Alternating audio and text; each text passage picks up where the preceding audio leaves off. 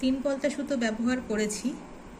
এক যুগ পরে আমি কাশ্মীরি স্টিচে হাত দিয়েছি। এগুলো কাশ্মীরি স্টিচ করছি। বেশ চেরা পাতার মতো ডিজাইন আছে শাড়ি জুড়ে।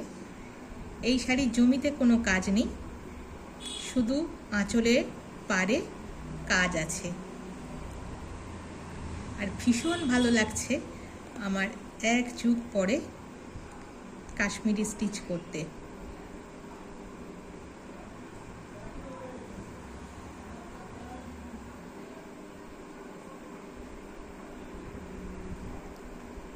তিন পলতা অ্যাঙ্কারের সুতো ব্যবহার করেছি।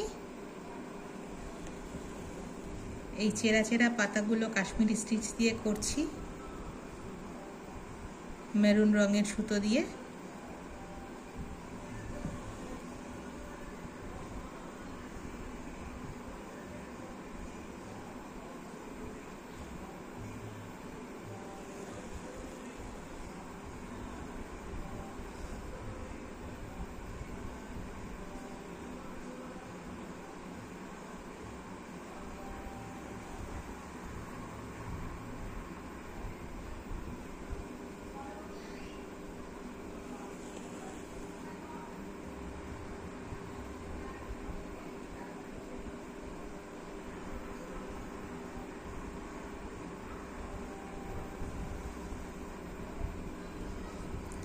আমি অনেক দিন ধরেই ভাবছিলাম যে সব রকম স্টিচেরই তো একটু একটু করে কাজ করছি, কাশ্মীরি স্টিচের কাজ এক যুগ ধরে করছি না। যদি একটু করা যেত খুব ভালো লাগতো।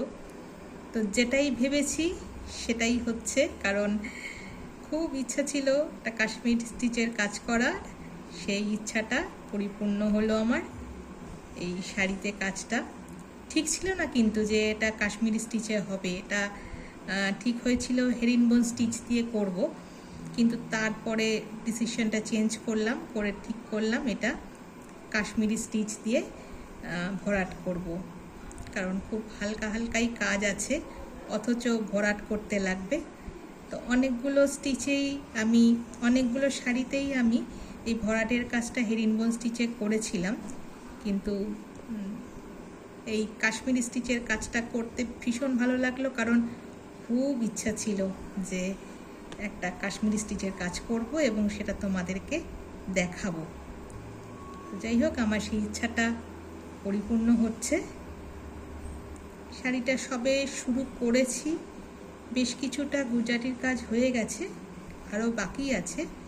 তো সেটা করতে করতেই আবার এই কাশ্মীরি স্টিচের পাতাগুলোর কাজগুলো আমি করে নেব, কারণ পাতাগুলোর কাজ কিন্তু একেবারেই আমার হয়নি। শাড়িটা জাস্ট এঁকে এসেছে আর আমি তারপরে এই কাজটা শুরু করেছি। তো কাশ্মীরি স্টিচের একটা পাতা আমার হলো। এইভাবে আমি আবার পরের পাতাটা করব।